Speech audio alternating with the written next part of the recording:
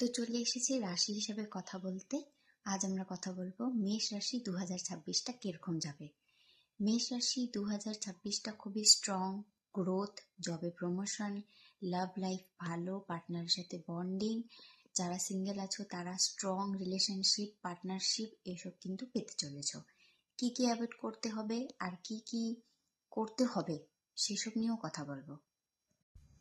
Discipline maintain করতে হবে, লাইফে সবার আগে ডিসিপ্লিন আনতে হবে, রুটিন আনতে হবে, হেলদি লাইফস্টাইলে থাকতে হবে, মানুষের সাথে অকারণ ঝগড়া ঝামেলা করা যাবে না। রাস্তাঘাটে কোনো যে বিষয়ে তোমার ঝগড়াটা না করলেও বা আর্গুমেন্টটা না করলেও হচ্ছে সেখান থেকে তোমাকে সরে আসতে হবে।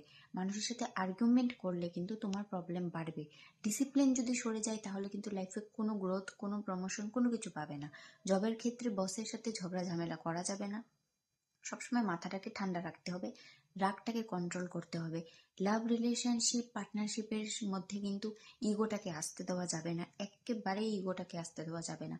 যেখানে ইগো আসবে সেখানে কিন্তু রিলেশন খারাপ হতে শুরু হয়ে যাবে। ফাইন্যান্সিয়াল দিক থেকে প্রমোশন পাচ্ছ, জবের দিক থেকে ভালো হবে, অফিস পলিটিক্স কমবে, কিন্তু তার সাথে কিন্তু রিস্কি ইনভেস্টমেন্ট থেকে বেঁচে থাকতে হবে। যেরকম শেয়ার মার্কেটে ইনভেস্ট করার আগে কিন্তু চিন্তা ভাবনা করে ইনভেস্টমেন্ট করতে হবে। হেলথ কিন্তু ওভারঅল ভালো যাবে, কিন্তু হিট রিলেটেড ইস্যু, মাথা ব্যথা, পেটের সমস্যা, স্ট্রেস এসব কিন্তু থাকবে মার্চের জন্য। তাই ওভার স্ট্রেসকে অ্যাভয়েড করতে হবে। যেরকমটা আমি বললাম, কমপ্লেক্স অ্যান্ড আর্গুমেন্টস থেকে দূরে থাকতে হবে, মাথাটাকে ঠান্ডা রাখতে হবে, স্ট্রেস কম নিতে হবে, স্পাইসি ফুডকেও কিন্তু সাথে সাথে অ্যাভয়েড করতে হবে।